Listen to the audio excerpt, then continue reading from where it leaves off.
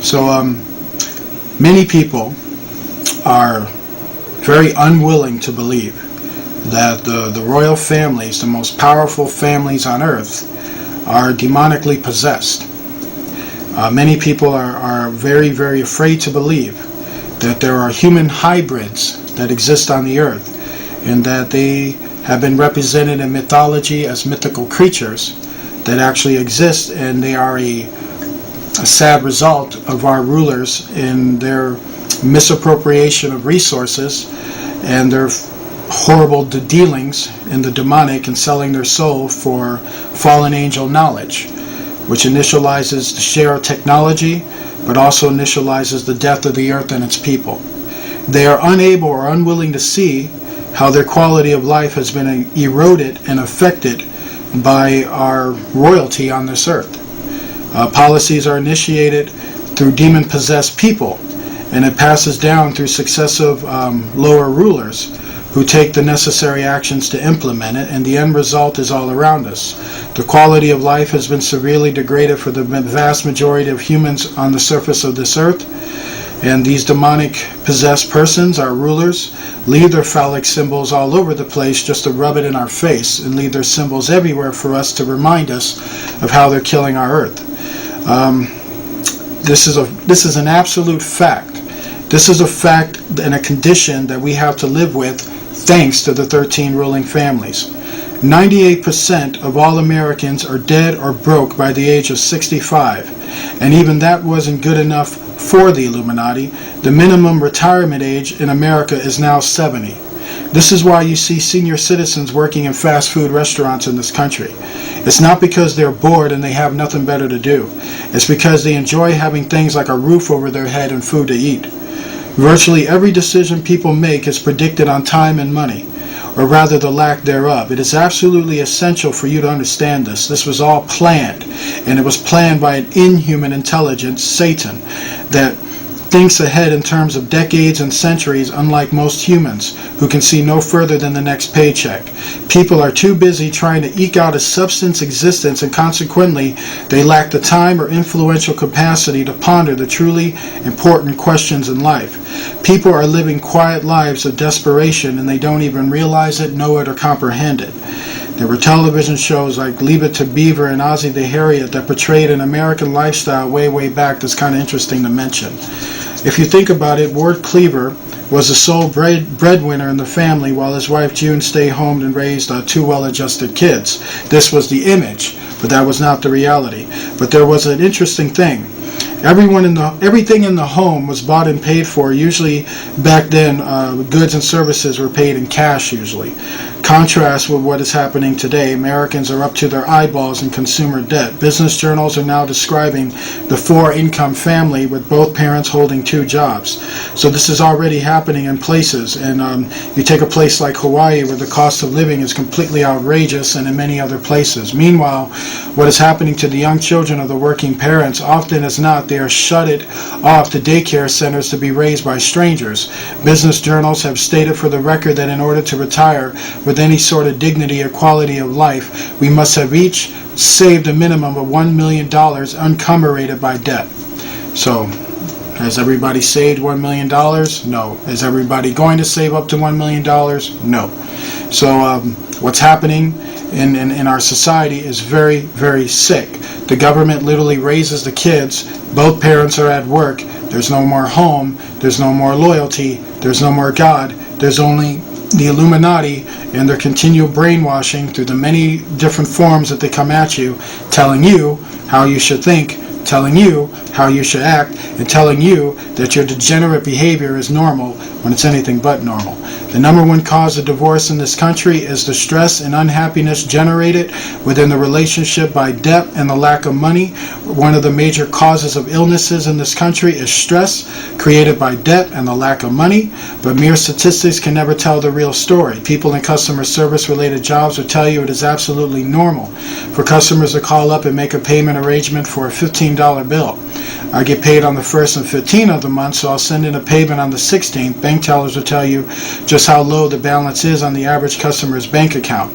Basically what they're saying is that people who generate enough money through high-paying jobs later on through life, they find that the more money they spend, the more and more they lose out later. But America is designed that way, to consume everything that you have. Now multiply all of these stories by the 200 million plus population of America and you start to get the picture. If you're spending and spending and spending money all the time, you're not saving money. So remember that 1/10% of America's population enjoys a top lifestyle on this planet. 1%. And yet it is many of these same elitists who coined the war cry, money isn't everything. Well, if that's the case, why are Americans slowly but surely being worked to death because of lack of money? People are literally dying on the job. It's amazing how tossing $50,000 into the equation of every American family can solve most problems, and they never do it. People say that it's better to be poor and miserable. Well, many people have been broke and miserable, but many people would rather be rich and miserable and instead for a change. So what we have here is that it's a very small percentage of the population who actually enjoy constant wealth, and the reason for that is because old money is in the old 13 families, and those families will always maintain rule and have been for thousands and thousands of years, and poverty has been kept around, and jobs like these or services like these have been kept around for one simple reason, because they know that eventually this would kill the person, work the person to death slowly and slowly and slowly and slowly over time, and so that this will be the effect upon you, your wife, your kids, and your family. You're doing good one moment, but you're destined within a few decades to fall flat on your face and end up broke. Keep in mind that this poverty conscience really gained momentum probably about 88 years ago with the creation of the Federal Reserve banking system in 1913. 13 is an occult number. 1933 was the year the eye and the triangle symbol first appeared on the Federal Reserve notes. 33 is likewise an occult number. So if you look at the educational system in America in a way that most have not, we will see how the lives of countless Americans are strictly regimented, and how literally every country, state, and federal agency is thoroughly controlled by people who are in fact controlled by demon possession. So this is just something that kind of just makes you all around sick. You got to look at the fact that if you go back in America's time, you'll find that the further you go back in the time, the more likely you will find that Americans owned and operated their own businesses, whether these businesses were farms, mills, tanneries, or shops. And often as not, the businesses were those who didn't inherit a family-run business. And an entrepreneur would often set up his own business in whatever trade that best suited his skills in entertainment or temperament. And again, the readers can test this for themselves. Find out what your grandfathers and great-grandfathers did for a living, and you will find that most of them were self-employed. And one of the first things the American Historical Society set out to do was change America from a country that promoted free enterprise and entrepreneurialism into a country that embraced big business and favored the multinational corporations and banks. This occurred during one of the most underappreciated and misunderstood periods of American history, and that was called the Reconstruction period. So the American Historical Society was created by the globalization agenda, and this had a lot to do was to take these schools and basically use them as a front for corporations and also to rewrite history. And so this is an important distinction to make. Your ancestors, or American ancestors, they didn't come here because they heard IBM was hiring. They came here to practice religious freedom and economic freedom, something that has been completely taken away. They and their successors wanted to own and operate their own businesses and reap the harvest of their own labors, into which this business mindset has largely been removed from the human consciousness. The world is rushing towards a collective consumerism, almost like a Borg-like consciousness, to borrow a pun, because it is a way to unite people and bring people under one collective consciousness to basically follow the ways of the Illuminati and take away the ways of freedom and entrepreneurialism, which helps you to generate your own wealth and to be your own boss. But what they're trying to do is eke away life from you. So small privately owned businesses have always been the backbone of this country, but yet countless American students are paying good money to be taught how to become someone's employee. The goal for many college graduates is to obtain a position position with a large corporation because they equate large corporations with stability. One look at how many employees have been let out of the equation and other corporate mergers should disabuse most people of that most gross belief. Free enterprise ensures freedom. Isn't it curious that immigrants come to this country barely able to speak English and within months establish their own businesses, often as not hiring Americans to sweep their floors and operate their cash registers? They rather do that themselves and save money.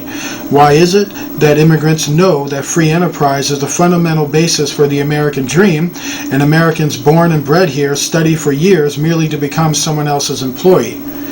We are being brainwashed, people. We were never paid what we are worth. We are only paid what the job is worth. Bottom line, if you're trading out hours for dollars, you will never overcome inflation, and you will never overcome this problem, and you'll probably have to rely on credit cards, which is just an euphemism for debt, to make ends meet. This is absolutely essential to understand because Americans have been brainwashed into believing that they are free simply because we live in America.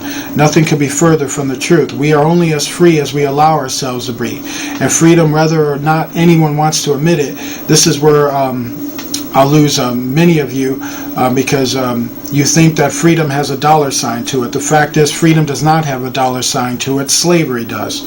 Financial independence means being debt-free and having enough money saved to enjoy a particular lifestyle.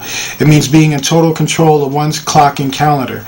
Often as not, it means someone developing a residual income, capitalizing on an existing income stream that never runs out, and not to have to work yourself to death in the process. But this is not the life of Americans. Once again, those people are just broke at a higher level. They are told that upon graduation that they can become professionals and accept the fact that they may have to work extremely long hours just to get themselves established. I see right through so-called professionals. There is nothing appealing or ego boasting to me about someone working extremely long hours for so little return just to maintain the facade of the professional lifestyle. Many people have the trappings of success, big comfortable houses and nice shining cars, but in reality they're just broke at a higher level. They are still not financially independent.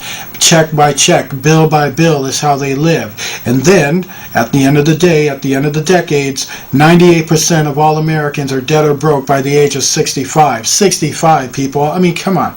The manipulation of the educational and financial systems ensure that millions of Americans will live in a state of economic bondage.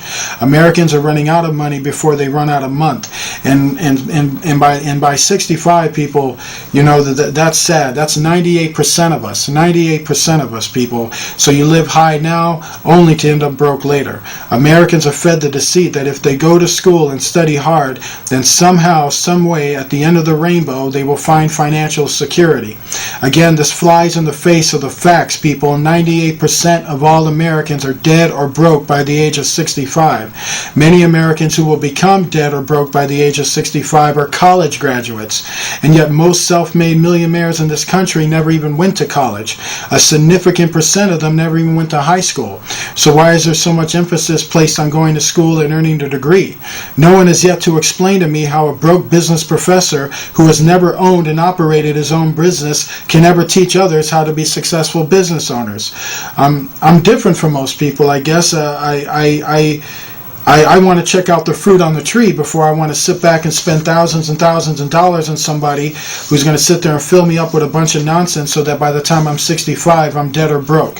So keep in mind that all the best technology is in space, all the worst technology is down here, and we're living in a world that is being slowly killed off. And if we don't start speaking on it and start doing positive things as a result of these negative things that are happening to us, if we do not submit to faith in Jesus Christ, you can kiss your souls goodbye. I don't say this to condemn you, I say this to warn you. Be smart, be vigilant, and understand what I'm saying.